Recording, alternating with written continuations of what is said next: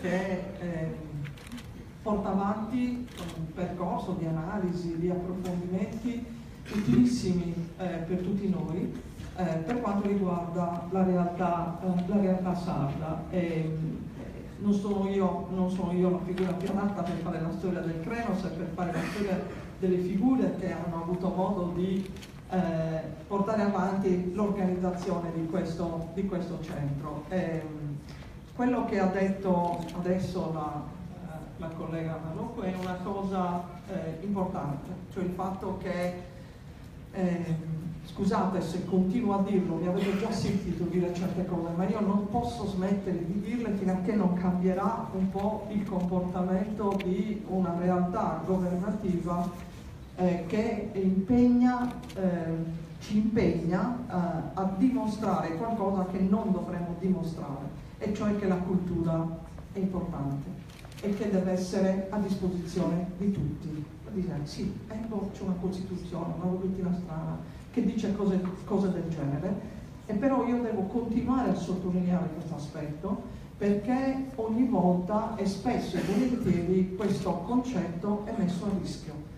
Adesso quello che sappiamo noi, che avremo l'accreditamento, che il Dipartimento di Economia tra l'altro è stato estratto tra quelli che saranno visionati con più attenzione, ma noi siamo qua pronti, tranquilli, con tutte le cose che siamo riusciti a fare e con tante altre che sono in programma. Certo, quando tu vedi che nel miglioramento, anche se non raggiungiamo il 110% di altri atenei blasonati, tu migliori, e però ti dicono hai migliorato? Anzi, bravo, però ti puniamo lo stesso. Tu dici scusa, non ho capito bene, come funziona? Spiegatelo, perché almeno non dico una logica universitaria, una logica normale. Cioè non serve avere la laurea per capire che un sistema così è un sistema che non funziona, è un sistema che è fatto per raggiungere altri scopi che io non so, non conosco, non voglio nemmeno immaginare. Adesso c'è una sfida importante, ed è una sfida che rimanda anche al nostro governo regionale, che ringrazio fin d'ora per il supporto che ci ha sempre dato e che sicuramente ci darà, ma anche i nostri deputati e i nostri senatori. Perché? Perché la Corte Costituzionale ha dichiarato illegittimo il decreto firmato dalla Carrozza che separava l'Italia in buoni e cattivi dal punto di vista universitario. I cattivi da chiudere e i buoni da mantenere in vita. Perché? Perché giustamente una decisione del genere non la possono prendere in tre, ma la deve prendere un Parlamento che dice, poi noi cambieremo nazione nel caso, chiedo scusa. No, cambieremo nazione se dovesse esserci una cosa, ma so benissimo che non sarà così, so benissimo che la voglia di essere, e qui è importante che ci capiamo, noi vogliamo essere valutati, perché è giusto che se lo Stato ci dà dei fondi e ci dà dei grant, venga anche a vedere come li usiamo, perché li usiamo, quali sono i risultati che vogliamo raggiungere e se li abbiamo raggiunti. È giusto ed è etico che si faccia così. Poi apro una parentesi e dico, magari lo si dovrebbe fare per tante pubbliche amministrazioni, chiusa la parentesi, ma il fatto che lo si faccia con noi va benissimo, per cui noi non ci chiamiamo fuori da questo. Però, come ho detto pubblicamente alla BRUI in altre assemblee, che io venga giudicata perché non arrivano studenti da regioni confinanti e per questo mi togli soldi e punti, io dico no, non ci sto, quello non è una regola.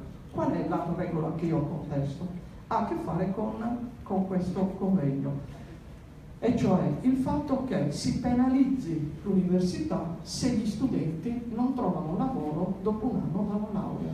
Allora io vi chiedo, ma davvero così si pensa che l'università non sta facendo il proprio lavoro?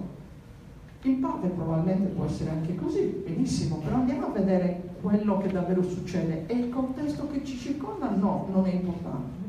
Cioè siamo proprio sicuri che l'Università Statale di Milano brilla dappertutto e che i meriti sono solo suoi, che i ragazzi che si laureano lì trovano più rapidamente lavoro dei nostri?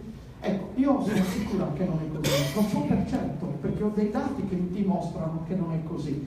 Ecco quello che io vorrei più eticità, vorrei più equilibrio, vorrei più serenità, perché il sistema universitario nazionale deve continuare a crescere e deve aumentare la sua qualità. Su questo il nostro Ateneo ha voglia di cimentarsi, ha voglia di sfidare questi parametri, perché abbiamo una gioventù che si avvicina ai nostri atenei, che è una gioventù che ha voglia di vincere queste battaglie, che non ha voglia di rimanere mediocre, che non ha voglia di restare al paro. E noi vogliamo dargli tutte le opportunità possibili e immaginabili in questo senso, con le nostre deficienze, con i nostri difetti, con le parti che magari sono carenti, ci mancherebbe altro. Nessuno è perfetto a questo mondo, posto che ne esista un altro, per cui do per certo che ci sia sempre del lavoro da fare e del miglioramento.